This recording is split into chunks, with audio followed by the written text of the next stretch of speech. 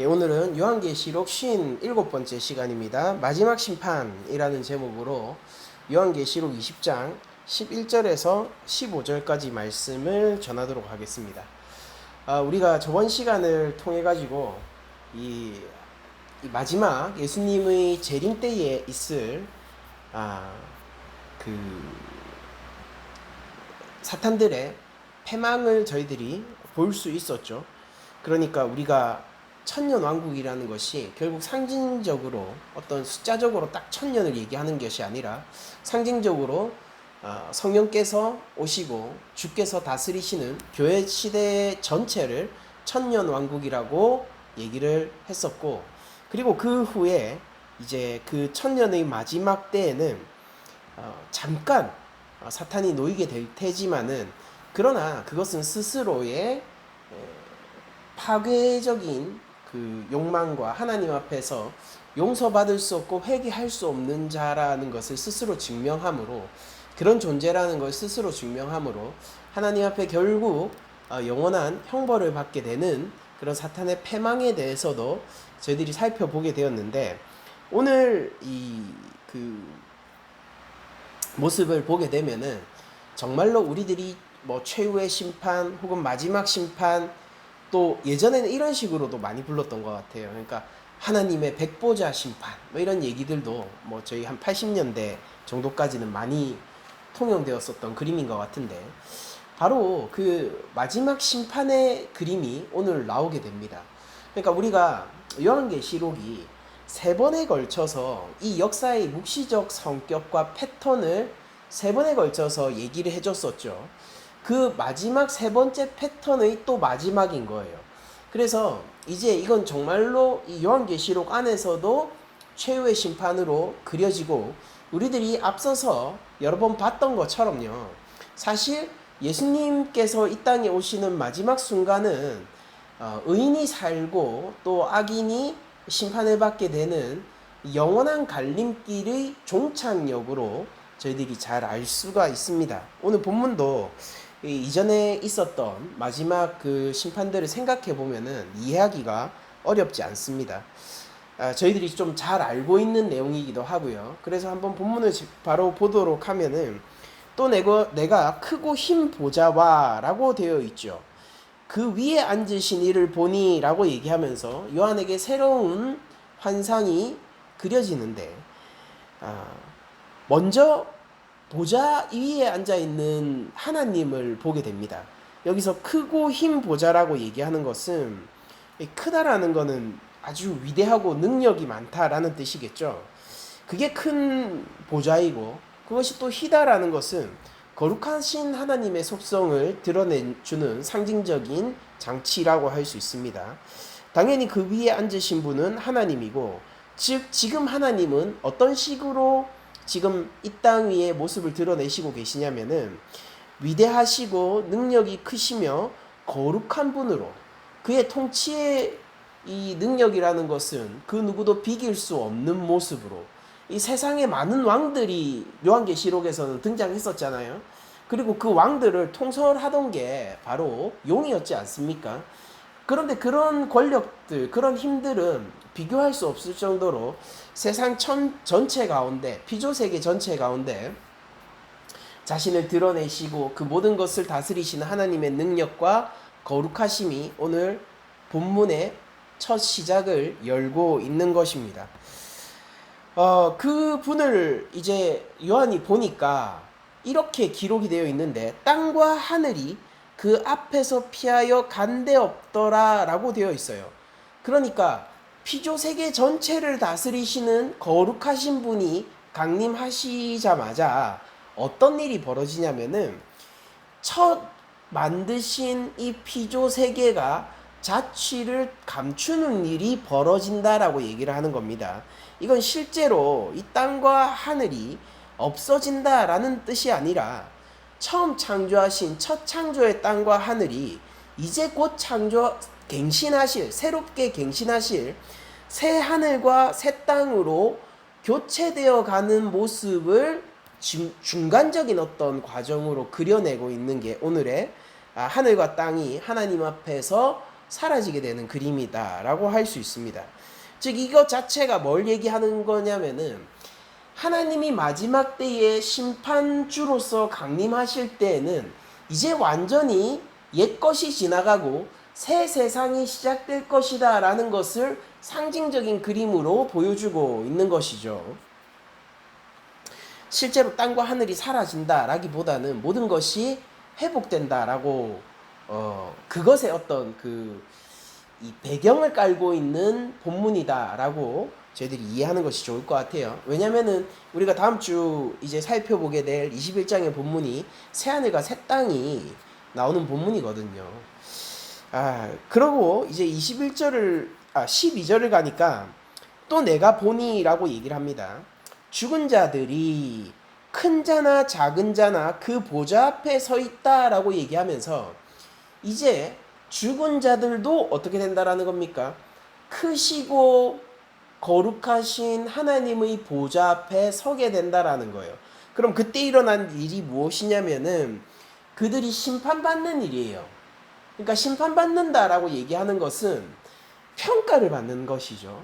그러니까 법정에 선 거예요. 이거는 우리가 심판을 받는다라고 얘기를 할 때는 멸망의 이미지들이 일반적으로 강하지 않습니까?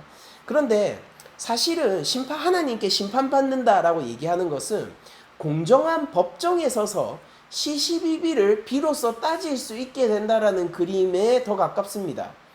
그러니까 우리 예수님의 보혈로 주님의 의를 덧입어서 중생하고 다시 태어나서 살아나게 된 교회 입장에서는 마지막 심판의 자리가 정말로 이 누명과 억울함을 벗을 수 있는 가장 강력한 자리가 되는 것이고 기쁨의 자리가 될 수 있겠죠. 그래서 그 보좌 앞에서는요, 모두가 공정하게 평가를 받기 때문에요. 그리고 아주 정의로운 기준에 따라서 평가를 받기 때문에 그가 아무리 생전에 큰 자였든 작은 자였든 하나님 앞에서 똑같이 서게 되는 것입니다. 바로 그 그림을 오늘 본문이 보여주고 있습니다. 그러면은 그 보좌 앞에 서서 이런 식으로 요한이 그리고 있는데 책들이 펴 있대요. 그리고 또 다른 책이 펴져 있는데 그 책을 생명책이라고 부릅니다. 앞서 처음에 나오는 책들은 바로 이 죽었던, 그러니까 큰 자와 작은 자들을 포함해서 어쨌든 죄와 상한 가운데 삼켜졌던 바로 그들을 평가하고 그들의 행실을 적은 책일 테고, 두 번째 나오는 또 다른 책은 생명책이라고 기록을 해놨죠. 그리고 분명히 우리는 계시록에서 생명책이라는 것이 예수 그리스도를 따라서 이기게 된 자, 끝까지 믿음을 지키게 된 자, 순교자들의 반열에 든 자들이 기록되어 있는 책이라는 것을 요한계시록 3장 13장을 통해서 이미 두 차례나 설명을 받은 바가 있습니다. 그러면은 각 사람들도 하나님 앞에서 자신의 행실을 낱낱이 드러낼 수밖에 없다. 하나님이 모든 걸 이미 알고 계신다라는 것을 상징적인 그림으로 보여주는 게 책들이 펴져 있는 그림일 거고, 그들 가운데 구원을 받을 자들을 하나님께서 이미 알고 계신다라는 것이 그 가운데 또 다른 생명책이 있다라는 상징적인 그림으로 설명되어지는 내용일 것입니다. 자, 그러면은 이 생명책이 있는데 죽은 자들이, 그 다음 본문을 읽어보게 되면 죽은 자들이 자기 행위를 따라서 책들에 기록된 대로 심판을 받는다라고 적혀 있죠. 바로 여기서 처음에 펼쳐진 책들이 이 각자의 행실을 기록한 책이라는 것을 알 수 있고, 이 책이라는 그림을 통해서 우리들이 알 수 있는 것은 하나님 앞에서 숨길 수 있는 것이 없고, 심지어 하나님은 이미 모든 것을 알고 계신다라는 것이에요. 그러니까 뭔가 꾸며낸 알리바이를 만들어내는 것도 불가능하고, 이 땅의 그 범죄와 이 땅의 재판은요, 미스가 있을 수 있죠. 실수가 있을 수 있습니다. 그래서 특정한 편견에 의해서, 실제 미국에서 이런 일이 있었다고 하죠. 한 백인 소녀가 살해를 당하게 됐는데 그 범죄자로 살인자로 지목되었던 게 근처에 살던 흑인 어린아이였다라고 해요. 그 남자아이. 그래서 아무튼 증거와 그런 것들이 감추어져서 이제 결국 사형을 시켰는데 나중에 알고 봤더니 이제 중년의 백인 남성이 그 여자아이를 죽였다는 사실이 뒤늦게 밝혀진 겁니다. 그럼 그 아이는 너무나도 억울하게 이 누명에 의해서 목숨을 잃게 된 거죠. 그러니까 우리들이 아무리 공정하게 사법체계 속에서 뭔가를 판단하려고 해도 일종의 권력이 작용하거나 혹은 편견이 작용하거나 아니면 잘못된 증거나 속임수에 의해서 잘못된 판단을 내릴 수 있고 무언가 알리바이가 없는데도 억지로 만들어내거나 그런 일들이 가능할지는 모르겠지만 사실 그것마저도 힘들긴 하죠. 그러나 종종 그런 일들이 벌어지는 것이 가능할지는 모르겠으나 이 세상의 법정이 아닌 하나님의 법정 앞에서는 그 무엇도 꾸며내거나 속일 수 없다는 것을 이 책에 이미 기록되어 있다라는 그림을 통해서 보여주려고 하는 거예요. 그리고 이것이 두려운 이유는 뭐냐면은 이 법정이요, 공정한 법정이라는 사실입니다. 그러니까 하나님 앞에서 자신의 죄를 고백하고 죄인된 자신의 모습을 고백할 수밖에 없는 자들은요, 이 법정에 선 것이 두려울 수밖에 없겠죠. 그렇게 하나님은 공정한 하나님의 성품을 따라 사람들을 심판을 하세요. 시시비비를 가리고 억울한 것이 있으면 풀어줄 것이고 그리고 악한 것이 있으면 처벌할 것이고 그들이 상을 받아야 하면 상을 받을 것이고 벌을 받아야 하면 벌을 받을 것입니다. 그리고 무서운 건 뭐냐면 여러분들 이거 아시죠? 그러니까 하나님의 법정 앞에서 우리는요 무언가 플러스 마이너스 산수를 해서 산수의 결과로 나온 최종값으로 평가를 받는 게 아니에요. 한번 생각을 해봅시다. 내가 A라는 잘못을 했고 B라는 의로운 일을 했다라고 생각을 해보죠. 그러면은 하나님이 무게를 재서 A라는 죄의 무게가 더 크면은 벌을 내리고 B라는 의의 무게가 더 크면은 상을 주는 개념이 아니고요. 그러니까 이거를 서로 플러스 마이너스해서 차액이 남은 만큼 그만큼 가지고 판단하는 것이 아니라 공정한 법정이라는 것은 무엇이냐면은 A라는 일이 잘했잖아요. 잘했으면은 A라는 일에 잘못을 했잖아요. 그러면은 그 잘못에 대한 책임을 묻고요. 그리고 B라는 일에 대해서 의로운 일을 했지 않습니까? 그러면 거기에 대해서 따로 상을 또 매기는 것입니다. 여러분들 생각해 보십시오. 우리가 평소에 기부를 많이 하고 좋은 일을 하던 사람이라고 해서 노상방뇨를 하거나 음주운전을 했을 때 벌금을 피할 수 있어요? 저 사람은 평소에 좋은 일을 많이 정립해 놨으니까 이번에 음주운전을 한 거는 그 사람이 좋은 일을 한 거에 비해서는 참 작은 일이니까 요거는 그 이미 벌어놓은 의의 점수에 따라서 좀 차감을 하고 요거는 봐주자 이렇게 안 하죠. 우리가 어떻게 합니까? 그가 평소에 기부도 많이 하고 사회적으로 좋은 영향도 많이 끼치고 의로운 일을 해왔다고 하더라도 죄가 생기면은 그 죄를 단독으로 따로 다루잖아요.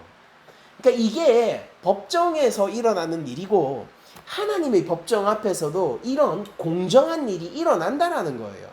그러니까 세상 사람들의 착각 중에 하나가 뭐냐면은 마지막 심판 가운데서 내가 의와 죄의 경중을 따져봤을 때에 의의 경중이 더 높으니까 내가 구원을 받을 수 있지 않겠나라는 헛된 그건 자신의 바람인 거죠. 인간적인 바람일 뿐이에요.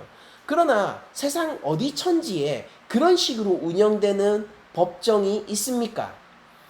정산참작이라는 것도 그 죄와 관련한 사안들 가운데서 정상참작을 하는 것이지 그 사건과 관련 없는 일을 평소에 기부를 많이 했어요를 가지고 그 사건에 대한 정상참작을 해주는 법정은 없죠. 그런 일이 일어나고 있으면은 우리는 그 나라를 사법 체계가 무력화됐거나 부패한 나라로 생각을 합니다. 그렇지 않습니까? 하나님은 공의로우시기 때문에 그 법정 앞에서는 정확하게 억울한 일이 풀릴 것이고요. 악한 일은 처벌받을 거예요. 그리고 우리의 슬픔은 무엇이냐면은 우리는 하나님 앞에서 모두 반역자이고요.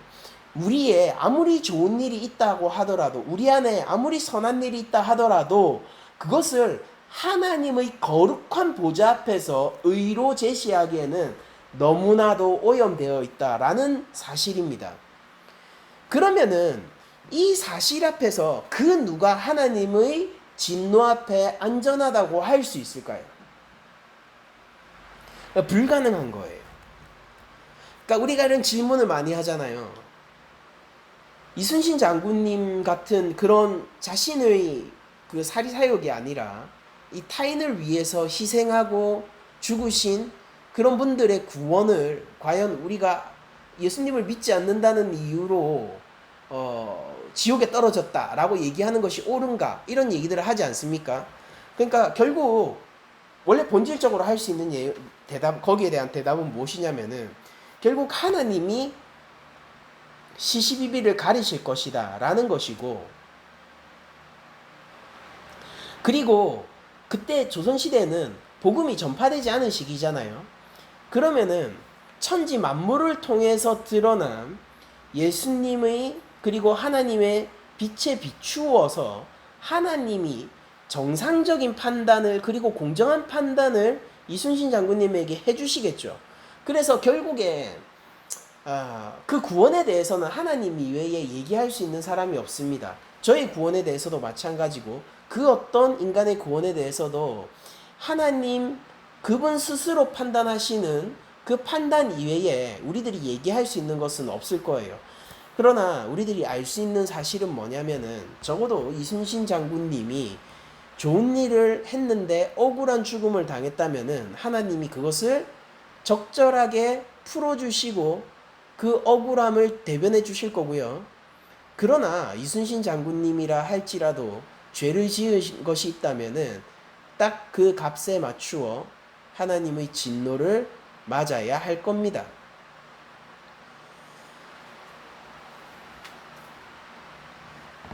그리고 그 하나님의 진노를 우리 스스로 치르지 않는 유일한 방법은 성경에 제시된 바 예수 그리스도가 우리를 대신하여 십자가 위에 올라 우리를 대속하고 대신 죗값을 치러주는 것을 믿는 것 이외에는 방법이 없다는 것이 명백하게 제시되어 있어요.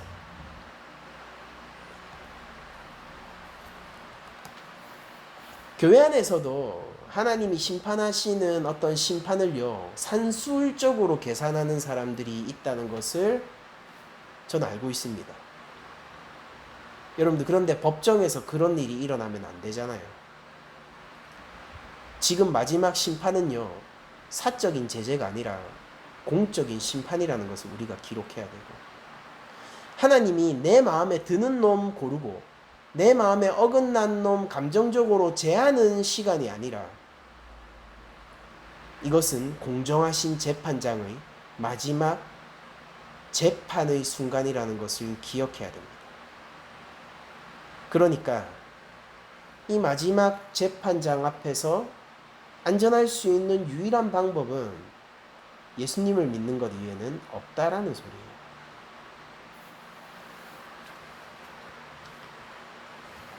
이어서 13절을 보니까 그 공정한 심판 앞에 있는데, 그 공정한 심판 앞에 서는 자들이 어디서부터 오느냐면은 바다가 그 가운데서 죄송합니다. 바다가 그 가운데서 죽은 자들을 내주고 또 사망과 음부도 그 가운데서 죽은 자들을 내주매 각 사람이 자기의 행위대로 심판을 받고, 이렇게 기록이 되어 있죠. 이건 뭘 얘기하고 있냐면은 이 심판을 받기 위해서 사망과 죽음 가운데 속한 자들이 모두 부활하게 될 거라는 것을 얘기를 해주고 있는 겁니다. 그러니까 땅뿐만이 아니라 바다도 죽은 자를 토해낼 것이고, 또한 사망과 음부도 죽은 자를 토해내 주는데, 이 그림 자체가 무엇을 얘기하냐면은 의인뿐만 아니라 악인들의 부활도 그려내고 있는 장면이에요. 그러니까 여기서 각 사람이 자기 행위대로 심판을 받는다는 것은 당연히 앞에 기록된 죽은 자들, 즉 큰 자와 작은 자를 가리지 않는 모든 죽은 자들이 얘기하는 거고, 큰 자와 작은 자를 가리지 않는 이 죽은 자들은요, 악인과 의인도 가리지 않고 모두 부활하여 하나님 앞에 서게 될 거예요. 여러분들, 우리가 예수님을 믿는 것으로, 우리가 그 예수를 믿는다는 사실만으로 우리가 부활을 하는 것이 아니라, 원래 모든 인간은요, 하나님 앞에 한번 부활하여 서게 됩니다. 그런데 그 선 결과가 새 몸을 입은 것을 기뻐할 수 있는 자와 새 몸을 입음으로 영원한 형벌로 가는 자로 나뉠 뿐이지, 본질적으로는 모든 사람이 하나님 앞에 한번 서게 되는 것입니다. 성경은 그것을 기록하고 있는 것이죠. 요한계시록의 저자인 요한이 요한복음에서 이런 식으로 기록을 하고 있는데, 5장 24절에서 29절 말씀을 읽어드리도록 하겠습니다. 내가 진실로 진실로 너희에게 이르노니 내 말을 듣고 또 나 보내신 이를 믿는 자는 영생을 얻었고 심판에 이르지 아니하나니 사망에서 생명으로 옮겼느니라, 이렇게 기록을 하고 있어요. 그러니까 여기서 나오는 심판은 오늘 본문에 나오는 마지막 심판을 얘기하는 겁니다. 근데 누가 사망에서 생명으로 옮깁니까? 예수님을 믿는 사람요. 하나님이 보내신 바로 하나님의 독생자를 믿는 사람들은 생명으로 옮기게 되는 것입니다. 계속 읽도록 할게요. 진실로 진실로 너희에게 이르노니 죽은 자들이 하나님의 아들의 음성을 들을 때가 오나니 곧 이때라 듣는 자는 살아나리라 라고 얘기를 하고 있습니다. 여기서 얘기하는 죽은 자들은요, 모든 사람을 포함하고 있는 단어입니다. 그러니까 죽은 자들이 살아난다고 해서 그 자체가 사망에서 생명으로 옮겼다는 것을 의미하는 것은 아니에요. 26절에, 요한복음 5장 26절에 계속 이렇게 기록하고 있기 때문입니다.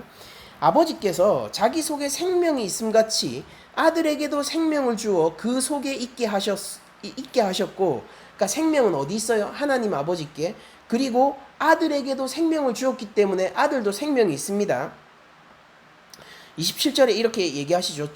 또 인자됨으로 말미암아 심판하는 권한을 주셨느니라. 그러니까 심판주 하나님은 생명을 가지고 계시고, 심판주 하나님은 그 생명을 예수님에게 주셨는데, 그때 동시에 심판의 권세도 함께 주셨어요. 온전히 100% 주셨습니다. 그래서 예수님이 이렇게 얘기하세요. 28절에 보면 이를 놀랍게 여기지 마라. 무덤 속에 있는 자가 다 그의 음성을 들을 때가 오나니 라고 하면서, 모든 죽어있던 자들도 하나님의 음성, 즉 예수님의 음성을 듣고 그 앞에 설 때가 있으니 라고 얘기하면서, 선한 일을 행하는 자는 생명의 부활로, 악한 일을 행한 자는 심판의 부활로 나오리라 라고 얘기하면서, 부활은 모두에게 정해진 바이지만은 그 부활이 생명의 부활이냐 혹은 심판의 부활이냐에 따라서 그 부활이 기쁜 소식이 될 것인가 아니면 처참한 소식이 될 것인가로 나뉘게 된다라고 기록이 되어 있는 것이죠. 그러므로 부활을 했다는 것은 무엇을 뜻하고 있습니까? 그러니까 영생을 뜻하는 거예요. 그래서 생명의 부활을 받은 자는요, 영원히 기쁠 것이고, 심판의 부활을 받은 자는 영원히 통곡하게 될 것입니다. 더 이상 우리의 짧은 80인생의 얘기가 아니게 된다라는 것입니다. 우리가 살면서 아플 수도 있고, 무시당할 수도 있고, 힘든 고난이 닥쳐올 수도 있고, 이해하지 못할 일을 만나기도 합니다. 무거운 일이고 진지한 일입니다. 그러나 오늘 본문은요, 그것과는 비교도 안 되는 하나님 앞에서의 심판을 얘기하고 있습니다. 영원한 기쁨의 길도 있는 반면 영원한 통곡의 길도 있다라는 것이고, 영원히 하나님의 영광을 나누어 받는 생명의 삶도 있는 반면, 이게 좀 형용모순일 수도 있지만 영원히 사망에 삼켜지는 영원한 죽음의 세상도 펼쳐질 수 있다라는 것이죠. 그래서 계시록 20장 14절을 보면은 사망과 음부도 불못에 던져졌고 둘째 사망이 곧 불못이다 라고 얘기하면서 첫째 사망은 더 이상 없을 것이요. 이 사망과 음부가 첫째 사망을 얘기하는 거죠. 그러니까 우리가 태어나서 우리가 죽을 때, 그때 우리가 던져지는 곳이 사망과 음부예요. 그런데 이 불못은요, 무엇이냐면 우리 80인생 살다가 한 번 죽는 인간의 정한 운명. 그래, 우리 인간의 인생은 짧으니까 더욱더 빛나는 것이야 라고 하면서 살아가는 우리의 이 짧은 운명, 이것과 다르게 그 인간 죽고 나면 끝이지 뭐 라고 얘기하면서 그냥 자신의 욕망과 자신의 꿈을 따라가는 이 80평생 이 인생을 넘어서서 이 불못은 둘째 사망이며 영원한 부활 가운데서 영원히 통곡과 하나님의 형벌을 받는 그 어떤 공간, 그 어떤 시간, 그 어떤 성질의 것이라는 거죠. 그곳이 불이 타고 있는가? 하나님의, 우리가 흔히 지옥이라고 하죠. 지옥을 불타는 이미지로 그리는 게 성경에 일관되게 이 불의 이미지로 심판을 그려내고 있기 때문인데, 이건 역시 상징적인 그림이므로 하나님이 마련하신 형벌의 장소가 정말로 불이 타고 있는지 아닌지 우리는 알지 못합니다. 그러나 불 가운데 있는 것만큼 괴로운 곳이, 그 상징적 그림이 그거니까요.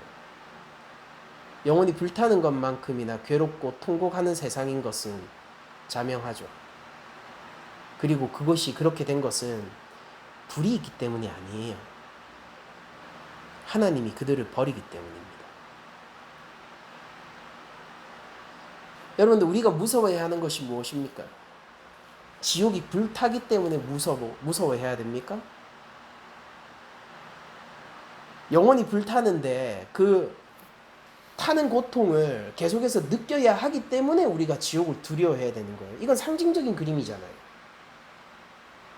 그렇게 생각하고 있다면은 그거는 우리들이 가지고 있는, 뭐라고 해야 될까요? 중세의 어떤 지옥의 그림들이나 아니면은 불교에서 가지고 있는 어떤 극락과 지옥의 그림, 이런 것들에 영향을 받아서 우리가 그렇게 생각하는 거예요. 성경이 얘기하는 지옥의 진짜 무서운 점은요, 가장 최악인 점은 무엇이냐면은 그곳엔 더 이상 하나님이 개입하지 않는다라는 사실이에요. 하나님 없이 영원히 살아야 돼요.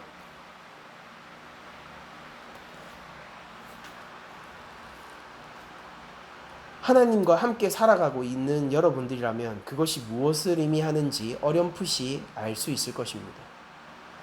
여러분들, 우리는 예수님을 믿지 않고, 저는 때때로 하나님을 미워했죠. 하나님을 미워하고 하나님을 떠나 살기를 갈망하는 순간조차 하나님은 어쨌든 최소한의 은총과 모든 죄인에게도 햇빛을 동일하게 해주시고 동일하게 비를 내려주시는 것처럼 최소한의 붙드심을 받으면서 살아왔단 말이에요. 그런데 이 불못은 어떤 곳이냐면은 불이 타고 있는 곳이 아니라 하나님이 떠난 공허의 자리라는 거예요. 여러분들, 첫 창조의 세계가 하나님이 좌정하시자마자 사라지는 듯한 그림을 보여줬는데요. 그 첫 창조의 세계 바로 이전에 어떤 세상이 있었습니까? 어두운 세상, 혼돈한 세상, 공허한 세상이 있었죠. 우리 창세기에 기록되어 있는 이 첫 창조 세계가 있기 전의 상태를 어둠과 혼돈과 공허로 표현하고 있지 않습니까? 여러분들, 불못은 바로 그런 세상과 비슷한 거예요. 하나님의 손길이 없는군요. 하나님을 모르는 자들은 그러면 살만하네, 아, 불타는 게 아니었어? 뭐 이렇게 생각할 수도 있겠지만, 여러분, 차라리 불타는 게 나아요.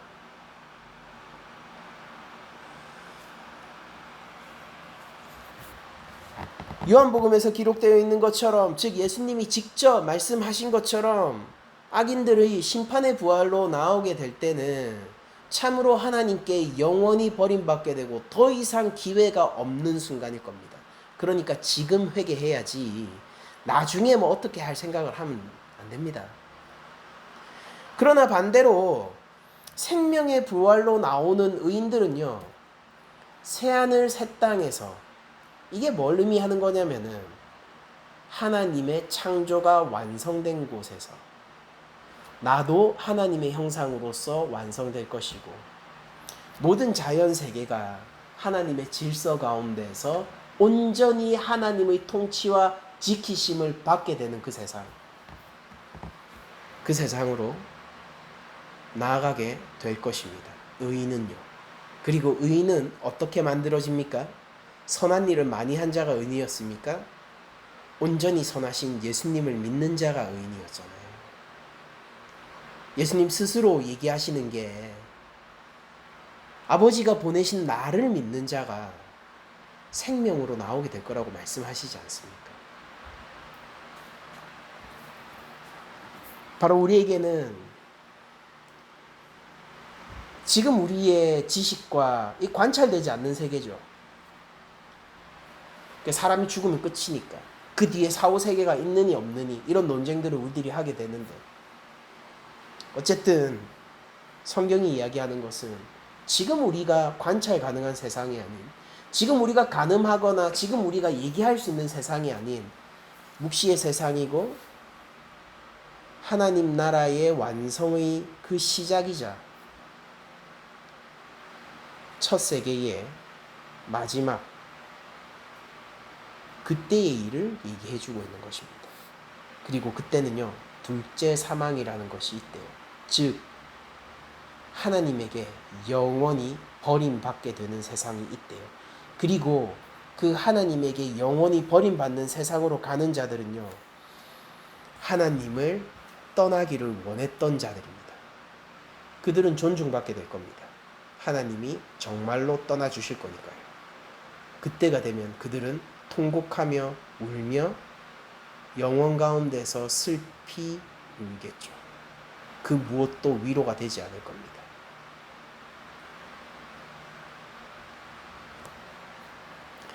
그러므로 우리는 예수님이 그 장터에서 장례놀이를 하는 아이들의 그 비유를 하시면서 얘기하셨던 가르침을 반드시 기억해야 될 겁니다. 지금 세상이 기뻐할 때 그것에 참여하지 않고 우는 자들이 나중에 진짜 잔치가 왔을 때 기뻐할 수 있고, 지금 세상 잔치에 기뻐하는 자들이 그때가 되면 울게 될 거라는 사실, 이 비유를 우리가 마음속에 기억해야 할 필요가 있는 것이죠. 그리고 15절에 이렇게 얘기를 하고 있습니다. 누구든지 생명책에 기록되지 못한 자는 불못에 던져질 것이다 라고 얘기를 하고 있고, 다시 생명책에 기록되는 것이 어떻게 중요한지가 얘기가 나오면서 오늘 본문이 맞춰지고 있는데요.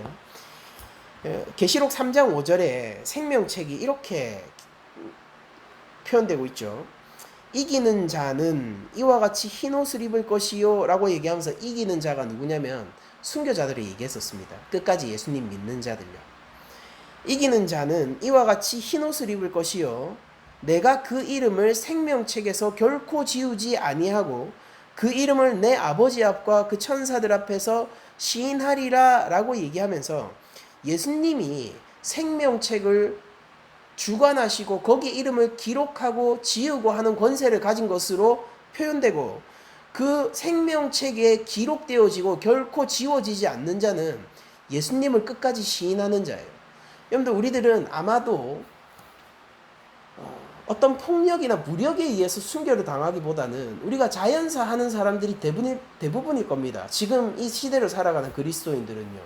그러면은 그 죽음이 어쨌든 우리 앞에 닥쳐오게 될 텐데, 그 마지막 순간까지 우리가 예수님을 끝까지 따르고 그 이름을 위하여 살고 그 이름을 믿음으로써 죽을 것인가 아닌가는 우리를 순교자의 자리에 가게 할 것인가 말 것인가 결정하는 자리가 될 것이고, 우리는 죽는 그 순간까지 눈에 보이지 않으나 그러나 확실한 하나님 나라와 이 부활을 붙들면서 가야 한다라는 사실입니다.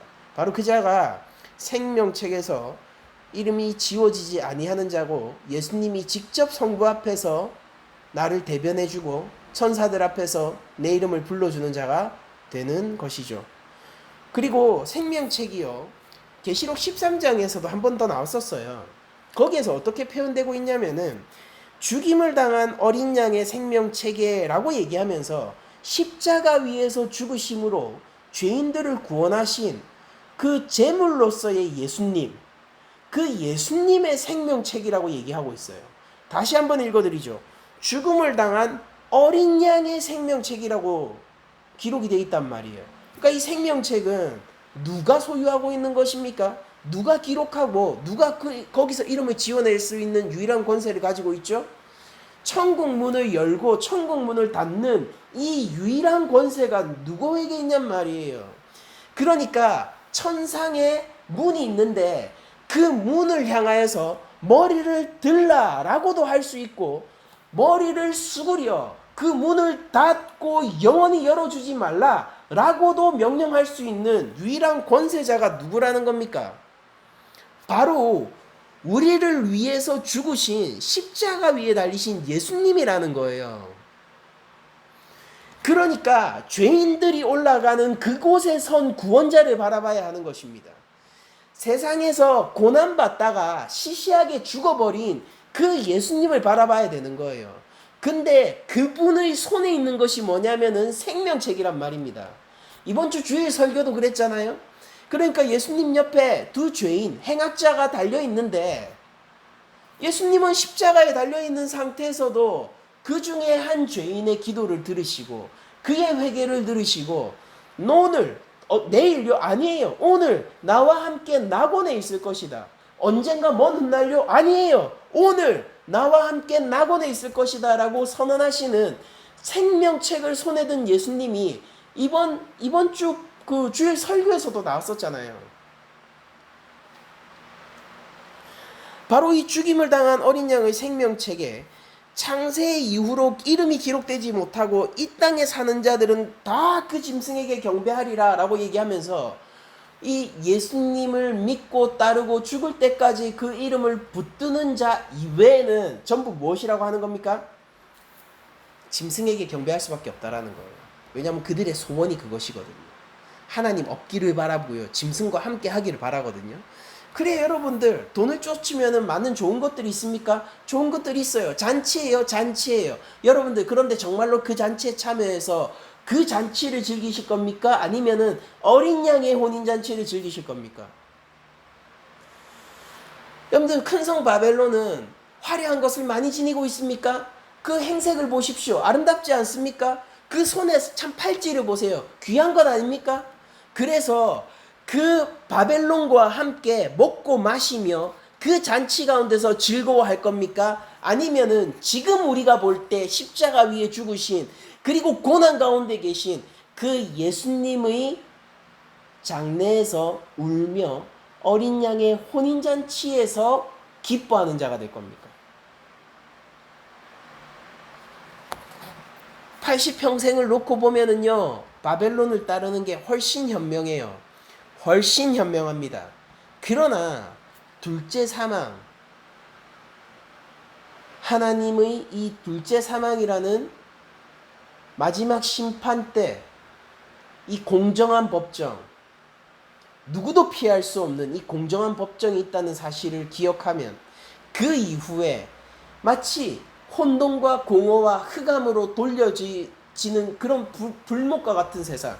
그리고 그 이후에 새하늘 새 땅, 하나님의 영원한 완성과 지키심이 있는 그 세상이 있다는 것을 기억하면은 여러분들 우리는 짐승을 경배하는 것이 아니라 예수의 이름을 경배하는 삶을 사는 것이 옳겠죠. 그러니까 여러분 우리가 자꾸 믿음이 왜 흔들리냐면은요, 이 80평생 요거 하나 바라보고 사니까 그런 거예요. 심지어 더 재밌는 사실은 뭐냐면요, 이 첫째 사망 가운데 삼켜지는 일반적인 운명 가운데 처해진 모든 사람들도 그 어떤 사람이라 하더라도 보이는 것, 느껴지는 것과 다르게 이 80평생 가운데서도 예수님을 쫓는 삶이 훨씬 행복해요.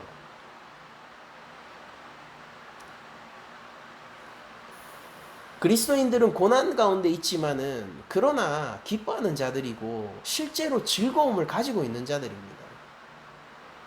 다만 이 즐거움을 세상적 관점으로 설명할 수 없고 이 평안함을 세상적 관점으로 알 수 없기 때문에 고난 가운데 있는 것처럼 보일 뿐, 여러분 그냥 80평생 사는 게 끝이라 하더라도요, 하나님 믿고 사는 게 훨씬 가치 있고 훨씬 행복한 삶입니다. 근데 그걸 넘어서 영원한 하나님 나라의 출입과 관련된 일이며 하나님의 마지막 법정 앞에 서게 되는 일이라는 것, 그 재판대 앞에 서게 되는 일이라는 것까지 생각을 하면은 근데 삶의 향방을 어떻게 결정해야 될지는 너무 장황한 사실이라는 것이죠. 그러니까 하나님 좋으신 분이잖아요. 하나님 진짜 좋으시단 말이에요. 예수님이 우리를 사랑하실 때에 무엇을 아끼셨습니까? 여러분들 그 사랑을 누리면서 사는 것이 왜 나쁜 삶이겠어요? 예수님이 우리를 구원하실 때 그분이 아끼신 것이 무엇입니까? 그런 분이 주인이 되어서 살아가는 삶이라는 건 진짜 살만한 삶이란 말입니다. 그리고 거기다 그분을 따라가 이 믿음을 지키며 마지막까지 살기만 하며 그분이 하나님 앞에서 내 이름을 불러주며 생명책에 내 이름을 기록하여 천사들 앞에서 나를 자랑할 세상이 펼쳐지게 된다는 거죠. 성경에 기록되어 있는 내용입니다. 믿음을 가지십시오, 여러분. 세상의 끝에 마지막 심판이 있어요. 공정합니다. 누구나 자기 소원을 이룰 거예요. 누구나 부활할 거예요.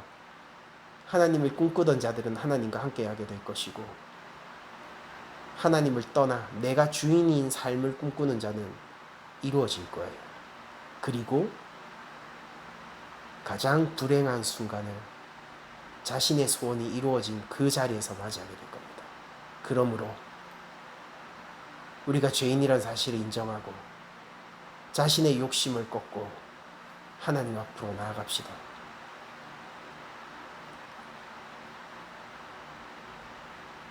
공정한 법정이라는 사실을 잊지 맙시다. 예수님의 대속, 그냥 봐주는 거 아니에요. 값을 대신 치른다는 뜻입니다. 어린 양의 십자가 대속 이외에